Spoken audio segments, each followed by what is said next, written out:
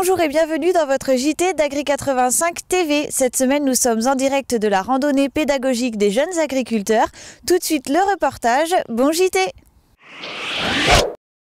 200 élèves du CP au CM2 ont participé à la randonnée pédagogique organisée chaque année par les jeunes agriculteurs des cantons de Fontenay, l'Ermenau et Saint-Hermine. Guidés par les JA, ils ont découvert un élevage charolais et la production laitière bio à travers une randonnée sur la commune d'Auzay. Donc on découvre un petit peu tous les ateliers qu'il y a sur la ferme, donc de l'atelier viande, de l'atelier lait, passant par le matériel, les céréales, également démonstration de chiens de troupeau. C'est d'avant tout de leur faire découvrir les fermes des environs de chez eux, parce que c'est vrai que c'est des écoles, on reçoit des écoles qui sont dans les communes environnantes.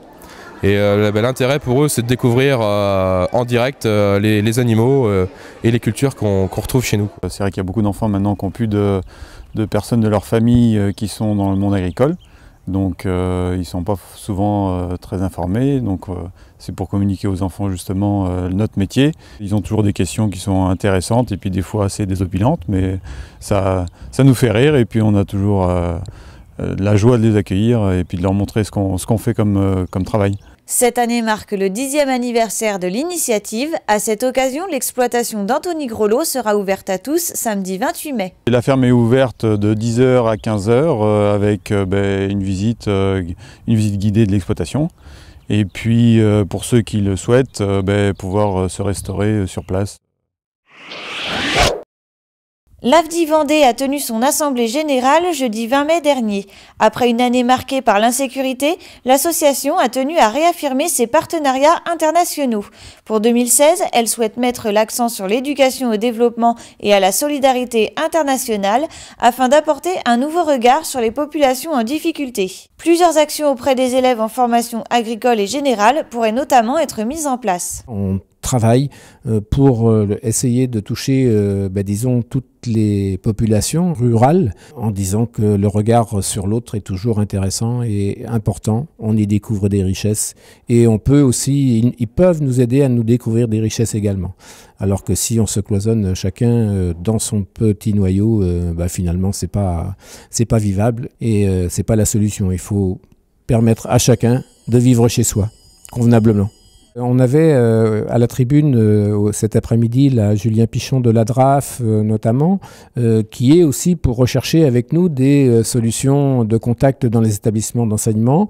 Il y a le conseil départemental qui était représenté par Monsieur Bon et qui sont aussi en réflexion par rapport aux possibilités qu'on a de travailler ensemble.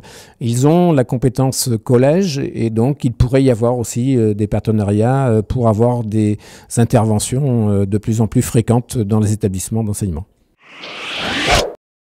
Face à la crise du lait, la FDSEA et les JA de Vendée organisent une réunion lundi 30 mai à La Roche-sur-Yon. Marie-Thérèse Bonneau, vice-présidente de la FNPL, y présentera les conclusions de la réunion qui s'est tenue à Bruxelles le 25 mai dernier. Les syndicats feront le bilan des différentes actions menées avant de laisser place aux échanges afin de trouver des pistes de sortie de crise.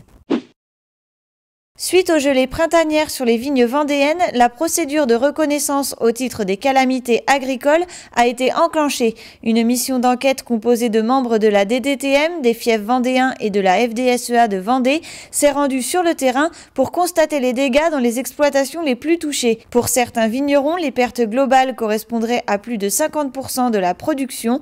Les viticulteurs concernés qui ne se sont pas manifestés peuvent contacter le syndicat des fiefs vendéens afin que tous les éléments concernant le département soient transmis à l'administration au plus vite. Le week-end dernier, Guy Trichet à La Roche-sur-Yon et le GAEC Gabillot à Sainte-Cécile ont accueilli près de 150 visiteurs dans le cadre de l'opération Made in Viande. Élus et familles ont répondu à l'appel pour découvrir les productions bovines et ovines. Évolution du métier, environnement, bien-être animal ou encore label, les participants ont pu comprendre que leurs pratiques d'achat sont un des leviers d'action dans la crise actuelle de la filière. Pari réussi pour cette opération menée par Interbev. Mardi 31 mai se tiendra la journée des agricultrices organisée par les FDSEA de Mayenne et de Vendée. Rendez-vous est donné à Noirmoutier pour un programme autour du manger local.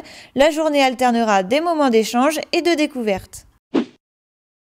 La préparation de terre de gym se poursuit. Côté officiel, les jeunes agriculteurs ont signé jeudi 20 mai une convention de partenariat avec le Crédit Agricole Atlantique Vendée. Côté sport, après s'être illustré lors d'un tournoi de volley inter-entreprise à La Roche-sur-Yon, Jim s'est lancé dans la ruée des fadas à Saint-Jean-de-Mont avec 10 GIA sportifs en perruque jaune.